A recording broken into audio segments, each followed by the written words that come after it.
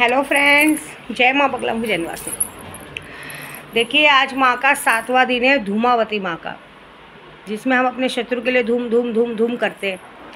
मैंने कल रात को 10 महाविद्या का जाप किया और जब धूमावती माँ का जाप आया तब मैंने यही किया कि हे माँ धूमावती, आप जानती हैं कि मैंने 4 साल तक बहुत प्यार से अपने बच्चे को, मतलब मैं महसूस किया था मेरे बच्चे को कि मैं प्रेग्नेंट हूँ, मेरे गोद में छोटा सा बच्चा आएगा, केशव आएगा। छोटे छोटे कपड़े खरीद के रखे घर पे, छोटे छोटे झूले रखे, छोटे छोटे चप्पल रखे। आज भी मेरा यूट्यूब पे कुछ लोग मेरा मजाक उड़ाते हैं, केशव का है, केशव का है। तो सबसे पहले तो जो मेरा मजाक उड़ाते हैं उनको आप सज़ा दो, और जिन्होंने मेरी भावनाएं नहीं समझी, जिनको लगता है कि मैं मजाक कर रही हूँ, वो तो वही देख सकता है जो मेरे घर पे आके देखेगा कि कबाड़ भर के बच्चे के पैदा होने से लेकर 1 साल तक के कपड़े हैं, झूला है, जूते हैं, नाइट सूट कपड़े हैं, नाइट में बच्चा होता है तो पहनता है वो, मतलब कम से कम नहीं कुछ तो भी 50-60 जोड़ी कपड़े हैं।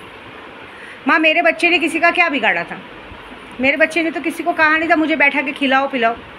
मेरे बच्चे ने किसी का क्या बिगाड़ा था? मेरे बच्चे ने ऐसा किसी की कौन सी ज़मीन जायदाद ले लेता, या ऐसा कौन सा वो किसी का कुछ बिगाड़ रहा था कि उसको लोगों ने मारने के लिए, वो इस दुनिया में नहीं आए, उसके लिए उन्होंने एड़ी चोटी की जोड़ लगा दी। तो बस माँ धूमावती, यही चाहती हूँ मैं कि आप बगलामुखी के बाद जब तक आपका नाम ना अनुष्ठान पूरा नहीं होता, वैसे यहाँ पे भी मैं माँ काली का जप कर रही हूँ और आपका हमेशा नाम लेती हूँ। आप आज का दिन यही आपका ही दिन है। मैं यही चाहती हूँ कि जिस तरह से लोगों ने मेरे बच्चों को मुझसे छीना है, वैसे उसकी भी कोख सोनी होनी चाहिए। जैसे को तैसा, आज की तारीख में जैसे को तैसा सबक मिले तो ही अच्छा है। इतनी विनती अपनी मेरी मानना, क्योंकि मैं आज भी कहीं ना कहीं अंदर से एक बार तो रात को रोती हूँ कि अगर आज बच्चा होता तो मैं उसके साथ खेलती करती, मेरा परिवार पूरा होता। लेकिन कुछ लोगों ने मेरा परिवार पूरा नहीं होने दिया। तो जिस तरह से लोगों ने मेरा परिवार पूरा नहीं होने दिया, वैसे उनका भी ज़िंदगी में कभी परिवार पूरा ना हो।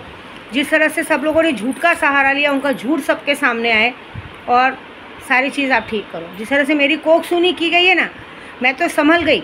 सिर्फ मेरी कोख नहीं सुनी करते, और भी लोग मेरे घर वालों के पीछे पड़े रहते हैं, जो जीते जागते उनके पीछे भी पड़े। तो जिस तरह से जो लोग ऐसा करते हैं ना, उनको भी कभी औलाद का सुख मत देना। उनकी भी औलाद उनसे छीन लेना, तब उन्हें पता चलेगा कि किसी माँ को तकलीफ़ देने का मतलब क्या होता है। ठीक है।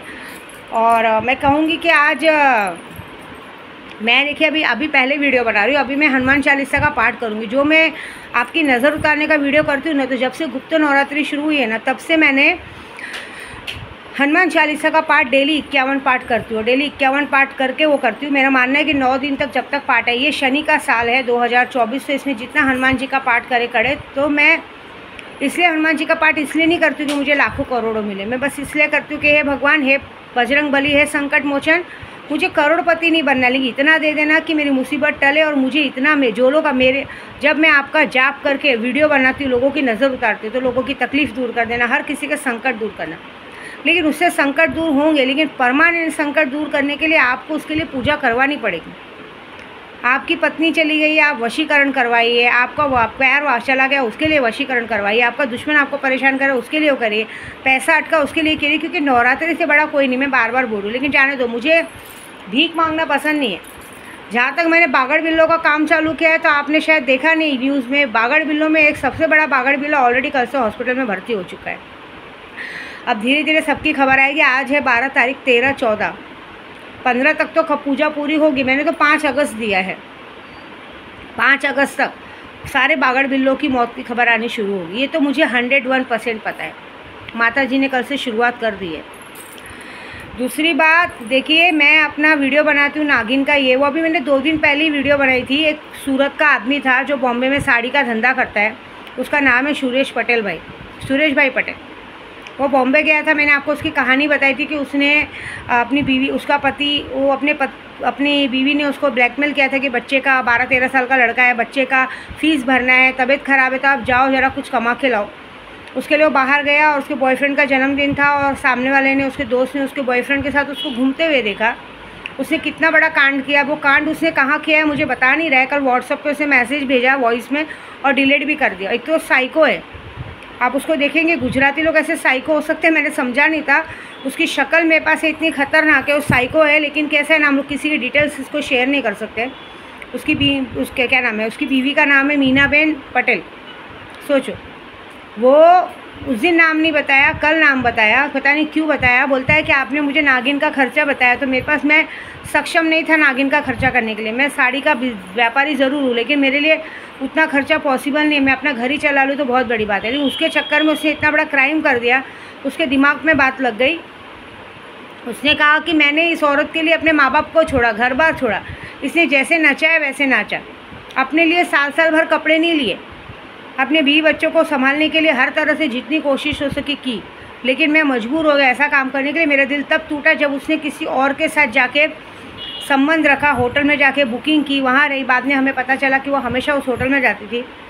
आप सोचो उसने क्या किया। भाई सूरत में इस वक्त वो औरत हॉस्पिटल में, कौन से हॉस्पिटल में, क्योंकि सूरत भी बहुत बड़ा है, कौन से हॉस्पिटल में मुझे पता नहीं, क्योंकि सूरत में भी मेरे स्टोन वाले हैं, सबको मैंने मैसेज किया। बोले दीदी या तो आए दिन रोज़ कहीं ना कहीं कुछ ना कुछ कांड हो ही रहे। अभी क्या पता चलेगा ना आपको कहाँ किया, क्योंकि नेचुरली ऐसा कुछ केस होगा तो म्यूनसिपाल्टी में ही किया होगा, लेकिन ऐसे रोज़ के बहुत सारे केसेस होते हैं। तेज़ाब फेंक दिया, एसिड फेंक दिया। आपको पता है उस बंदे ने क्या किया? उस बंदे ने उसको उसी होटल में बुलाया जिस होटल में वो अपने बॉयफ्रेंड के साथ जाती थी, और वो औरत के नाम पे रूम बुक करवाया। अब वो होटल वाले उस औरत को बहुत अच्छे से जानते थे, इसलिए उसने, उन लोगों ने रूम बुक किया, और इसने किसी अपने दोस्त से फ़ोन करवाया, उसको उस होटल में बुलाया, और ख़ुद बाजू के रूम में था। उस रूम में उसको बुलाया, और उसको, उसके बॉयफ्रेंड को भी बुलाया, लेकिन बॉयफ्रेंड को बाद में बुलाया।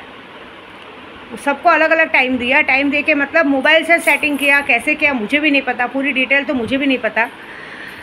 उसको बोलता है मैंने बुलाया माता जी, और मैंने उसके रूम में गया, उसको फ़ोटो वीडियो दिखाया, उसको बोला, उसको पूछा तूने ऐसा क्यों किया, तो वो मुझे बोलती है कि मेरा ज़िंदगी में जो करना चाहे करो। तुम कौन होते हो बोलने वाले? और उन लोग का जो भी बहस हुआ रहेगा आपस में, उसने कुछ नहीं किया है। उसने जो काम किया है वो दिल दहलाने वाला बात है। अगर मुझे पता चलता तो मैं अब तक पैंथर सेना के दीपक केदार जी को वहाँ भेजती। ये बहुत बड़ा मुद्दा है, लेकिन क्या है, लड़की औरत की बेवफाई का हम कुछ नहीं कर सकते।